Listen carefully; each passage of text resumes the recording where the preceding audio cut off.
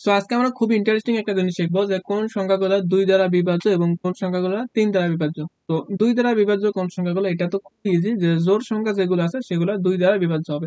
এখন প্রশ্ন হলো 3 দ্বারা বিভাজ্য সংখ্যা তাহলে কোনগুলো? 3 দ্বারা বিভাজ্য সংখ্যাগুলো হলো যে অঙ্কগুলোর যোগফল 3 দ্বারা যদি বিভাজ্য হয় তাহলে ওই সংখ্যাটাকে আমরা বলবো হলো 3 দ্বারা বিভাজ্য। অর্থাৎ আমি যদি একটা সংখ্যা দিলাম 51, এখন বলি যে এই 51 সংখ্যাটা 3 দ্বারা বিভাজ্য কিনা, তাহলে আমরা কি করব, এই দুটো সংখ্যা, এই দুটো অঙ্ক যোগ করবো, অর্থাৎ 5 আর 1 যোগ করবো, তাহলে 6 আসে। এই 6 সংখ্যাটা 3 দ্বারা বিভাজ্য। তার জন্য আমরা বলবো যে এই 51 যে সংখ্যাটা আছে এটা আমাদের 3 দ্বারা বিভাজ্য হবে।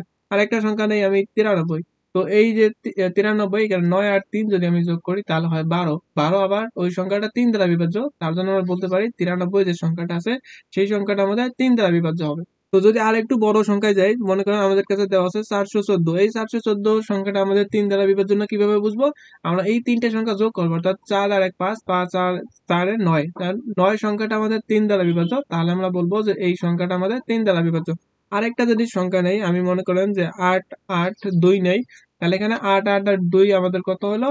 16, 16 আর 2 18, অর্থাৎ এই যে সংখ্যাটা আছে এই সংখ্যাটা আমাদের 3 দ্বারা বিভাজ্য হবে। তাহলে আমরা আরেকটা সংখ্যা নেই 8 8 4, তাহলে এই তিনটা যদি আমরা যোগ করি তাহলে হয় 20, কিন্তু 20 সংখ্যাটা আমাদের 3 দ্বারা বিভাজ্য নয়, তার জন্য আমরা বলতে পারি যে 800 যে 84 যে সংখ্যাটা আছে সেই সংখ্যাটা আমাদের 3 দ্বারা বিভাজ্য নয়। তাহলে এখন বলেন যে 5 7 6 এই সংখ্যাটা আমাদের 3 দ্বারা বিভাজ্য হবে কিনা, সেটা অবশ্যই কমেন্ট বক্সে জানিয়ে দিবেন, আর এই চ্যানেলটা সাবস্ক্রাইব করে রাখবেন। আল্লাহ হাফেজ।